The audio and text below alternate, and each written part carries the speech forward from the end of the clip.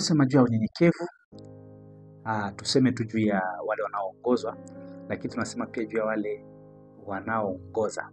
Viongozi wengi pia si wanyenyekevu. Viongozi wengi akishapewa nafasi ya kuongoza, anadhani kwamba yeye iko special ama special kuliko wale ambao anawaongoza.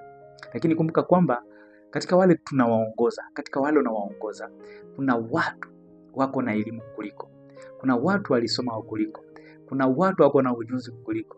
Kuna watu wako na vipaji kukuliko. Kuna watu ambao wako na neema tu ya Mungu.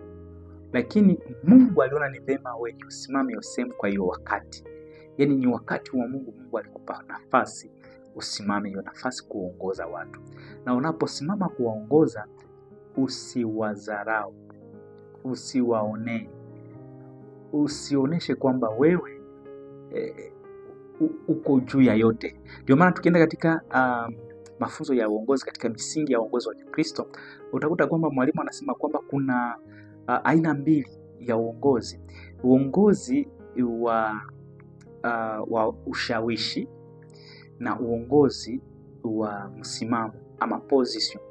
Na hii aina mbili ya viongozi na tunaziona sana katika hasa zaidi katika makanisa zetu kwamba kuna wale viongozi wa msimamo. Yaani anataka watu wamfuate kwa sababu tu ya cheo chake. Lakini uongozi mzuri ni ule uongozi ambao kiongozi anawashawishi watu, anatumia ushawishi, watu wamfuate kupitia ushawishi wake, lakini si kwa msimamo, si kwa impose, si kuwa wataka waende vile yeye anataka, lakini kuwashawishi.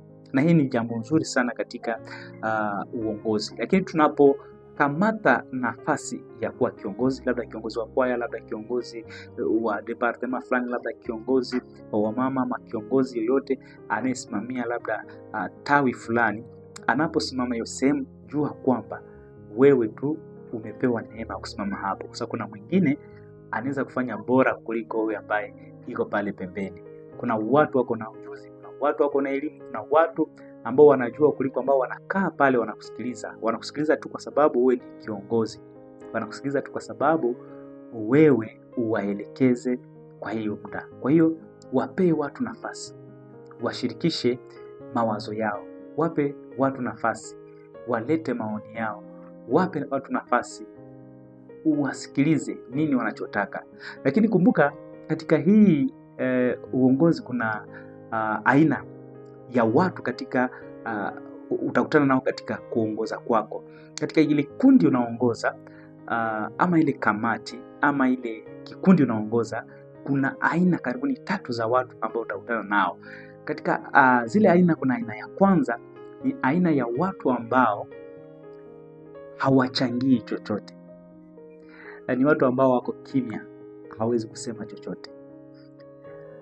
Kuna aina ya pili ya watu, ni wale watu ambao ukisema kitu wanakubaliana na yote unayoyasema. Kila kitu ni ndio, kila kitu ni ndio, kila kitu ni ndio. Yaani hakuna kitu wanakataa. Yaani wao tunawaita kwa Kiingereza ni wa yes men. Ni watu ambao wanakubali kila kitu. Kiwe kibaya ni ndio, kienda upande huu ndio, kibaya huko wanakubali. Lakini aina ya tatu ya watu ni aina ya watu ambao kama kiongozi unaweza kusema neno, pale kuna mtu anasimama na kupinga na kuambia hapana. Hiyo hapana, hiyo haitawezekana, hiyo si sahihi. Na aina hii ya watu viongozi wengi wao wanawachukia hawa watu. Lakini acha nikwambie kwamba aina hii ya watu ni watu muhimu sana.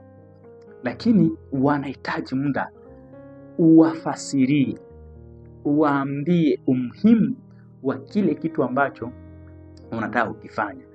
Waeleweshe, kwa sababu hawa wanapoelewa ni watu wazuri sana ambao wanakufaa katika kile kitu unataka ukifanya. Lakini usikasirike ama usikwazike ama usivunjike moyo unaposema kitu kama kiongozi na kuna mtu mara moja anakupinga na kuambia hapana. Ndio maana kama kiongozi tuna sababu ya kuwafasiria watu tunaowaongoza umuhimu wa kile kitu tunataka kufanya. Tuwaambie kila siku, tuwaambie kila wakati umuhimu, tuwaoneshe umuhimu ya kile kitu. Wanapoelewa wanakuwa watu wazuri. Lakini viongozi wengi wao wanachukia hawa watu. Wanaona kama ni watu ambao wanawapinga. Ni kama watu ambao hawawapendi. Kama watu ambao hawako njia moja na wao. Hapana, ni watu ambao mko njia moja, lakini wanahitaji uelewa wa zaidi wa kina. Nimalize niseme hivi, ya kwamba unapokuwa na watu kwenye kundi ambao hawasemi chochote, hawachangii chochote, hawaleti mawazo yoyote, ni wa yes men, wao ni wakukubali vyote hivyo unasema, hao watu waondoe karibu yako, kwa sababu hawatakusaidia kuendelea. Kama unataka kuendelea, waweke watu ambao wanaweza kukuambia hiki hapana, hiki ndio, hiki sawa, hiki tuambie vizuri, na hii itakusaidia kuendelea mbele. Tukutane.